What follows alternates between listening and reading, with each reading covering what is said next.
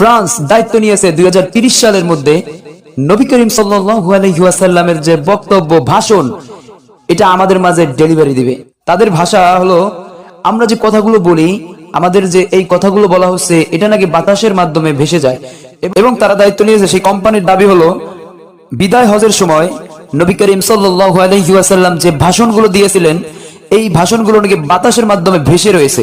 এটাকে তারা বাতাসের মাধ্যমে ভেসে রয়েছে, তারা এটাকে এমন প্রযুক্তি, এমন ডিভাইস দিয়ে তারা এই কথাগুলোকে, এই বক্তব্যগুলোকে আমাদের মাঝে ডেলিভারি দিবে। ফেসবুকে এই বিষয়টা আমিও দেখেছি এবং অনেকেই দেখতেছি ফেসবুকে সমানে একেবারে হাজার হাজার লক্ষ লক্ষ শেয়ার দিতেছে, অনেকেই লিখতেছে আলহামদুলিল্লাহ, অনেকটা ভালো কথা।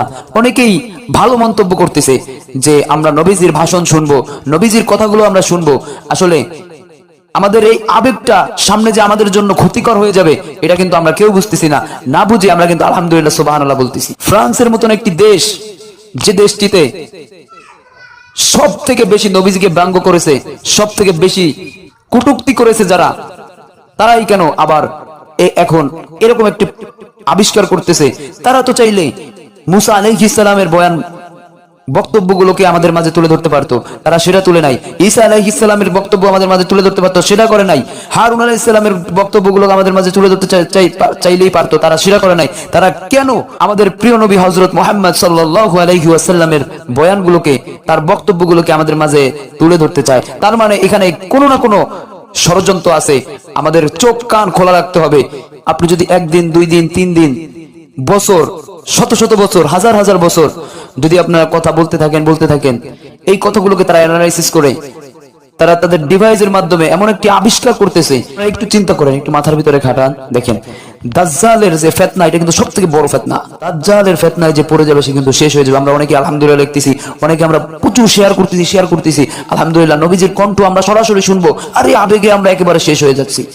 কিন্তু আপনি একটা ভেবে দেখেন, যেই দেশটাতে সব থেকে আমাদের নবীজিকে ব্যঙ্গ করেছে, যেই দেশটাতে সব থেকে আমাদের নবীজিকে কটূক্তি করেছে, ফ্রান্স কিছুদিন আগেও যা বলেছে, কিছুদিন আগেও আমরা তো আন্দোলন করেছি, রাস্তায় নেমেছি, ওদের জন্য বয়কটের ডাক দিয়েছি। দেখেন হঠাৎ করে কেন তাদের এরকম চিন্তা ভাবনা চলে আসলো? সামান্য কয়েকদিনের ব্যবধানে তারা এখন আর কোন নবীর, তারা এত নবী চলে গেলেন, তাদের কারো বক্তব্য বের করবে না, বের করবে কার? 2030 সালের মধ্যে নবী করিম সাল্লাল্লাহু, আমাদের প্রিয় নবীর বক্তব্যটাই সে বাইর করবে, আর কোনো বক্তব্য কেন না। আসেন এবার বুঝেন তারা এটার ষড়যন্ত্রটা কিভাবে করেছে। যদি বিদায় হজের সময় আমাদের নবীজি যে কথাগুলো বলেছেন বা তার লাইফে যে কথাগুলো বলেছেন, তারা দুই একটি কথা তারা হাদিস দেখে তারা ওখানে তুলে ধরবে। আর এমন এমন কথা যেগুলো নবী করিম সাল্লাল্লাহু আলাইহি ওয়াসাল্লাম যে কথাগুলো বলে নাই, এই কথাগুলো ওরা আবিষ্কার করে ওরা মানুষের থেকে ঈমান দূরে সরাই নিয়ে যাবে, মানুষের ঈমান চলে যাবে, কাফের হয়ে যাবে, মুশরিক হয়ে যাবে, গোমরাহ হয়ে যাবে মানুষ। তাই আমাদের চোখ কান আমাদের খোলা রাখতে হবে যেন আমরা এই ধোঁকায় না পড়ে যাই। এটা দাজ্জালের সবথেকে বড় ফিতনা।